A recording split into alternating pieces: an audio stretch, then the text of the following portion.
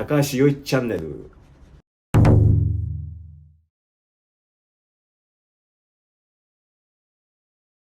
If red has appeared 9 times in a row in roulette, is the probability of getting black next more than the probability of getting red? It's the same. In roulette, each color is independent of the other. When you roll the dice, the previous roll is irrelevant. It is all an individual probability calculation.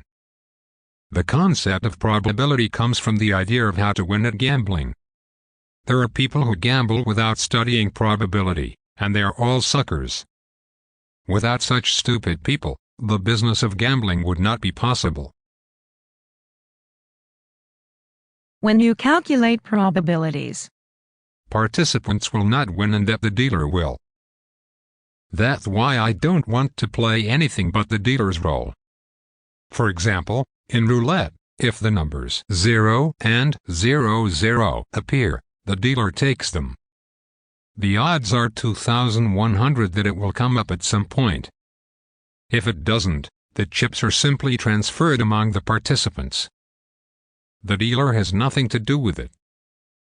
The only numbers the dealer can win are 0 and 00. They win 2% of the time and lose nothing on the other numbers. Expected value is a calculation of how much you can win on average. They don't win 98% of the time. They earn 2%.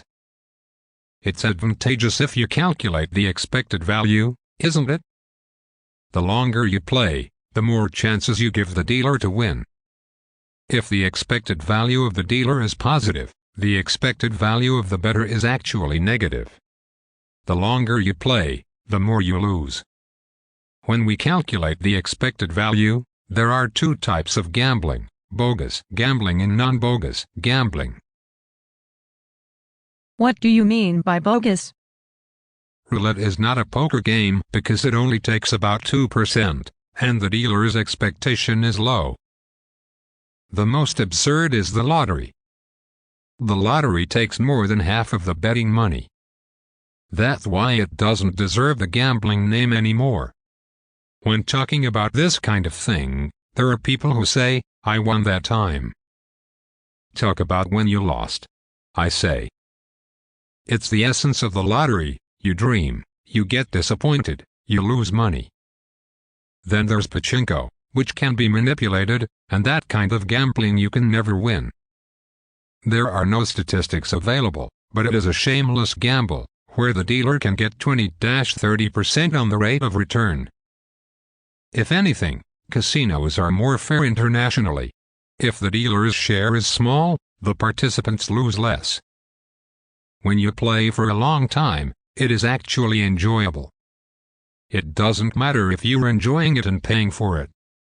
Pachinko and lotteries give too much to the dealer, so it is hard to feel like you're having fun while spending money. Horse racing is the worst of all. Public gambling is absurd. It's terrible. The government officials take it. The Ministry of Agriculture, Forestry and Fisheries is the main beneficiary for horse racing, METI for bicycle racing, MLIT for boat racing, MEXT for Toto, MIC for lottery tickets, and so on. When the private sector is allowed to operate gambling, they say, gambling is dangerous, and yet, the beneficiaries of the government themselves are the ones who are doing the dirty work. Too much rowdiness in the world. I don't recommend that they do that. The reason why casinos have the upper hand internationally is because you can actually enjoy it for a long time. Because the dealer's share is small. It is the most conscientious. The worst are lotteries and horse races. Public gambling is just exploitation.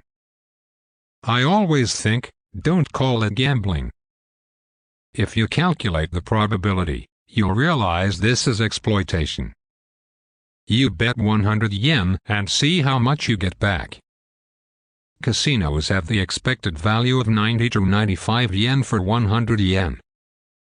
Bicycle racing, horse racing, and pachinkos have an expected value of 80 yen for 100 yen. The expected value of a lottery ticket is 50 yen, which is terrible. One's gambling addiction is encouraged by the government officials. To put it bluntly, the pachinko's concession is the police. The police bureaucrats are the ones who oppose casinos because it would expose their corrupt practices. Only Japan has pachinko, which is a surprise to the rest of the world. Gambling is usually understood as something shameful and is not played in the city, as is the case everywhere. It is located on the outskirts of town to keep it segregated. Gamblers are also made to go there with a sense of preparedness.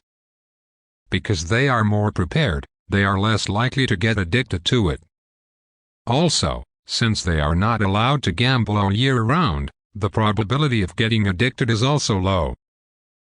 You can't do it in the city. When people from other countries ask me, "What is that?" I get embarrassed. I say, "It's gambling." They say, "Oh, why?" I say pachinko, but it is gambling. Without a doubt. I am embarrassed again when they ask, "Why are they operating in the city?" Gambling is a necessary evil in the world. But in the suburbs, keep it out of the children's sight as much as possible.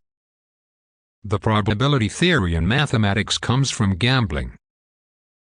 People who are addicted to gambling should be given the sin of studying mathematics. If they are hospitalized, they will be forced to do nothing but mathematics. People will not want to do it anymore. Because they know they are going to lose? It is good for them to know that they will lose. We all hate math, don't we? Good education, good therapy, to avoid gambling addiction. If you don't know probability, you will dream and end up making mistakes. 皆さんの質問をお待ちしております。よかったらチャンネル登録をお願いいたします。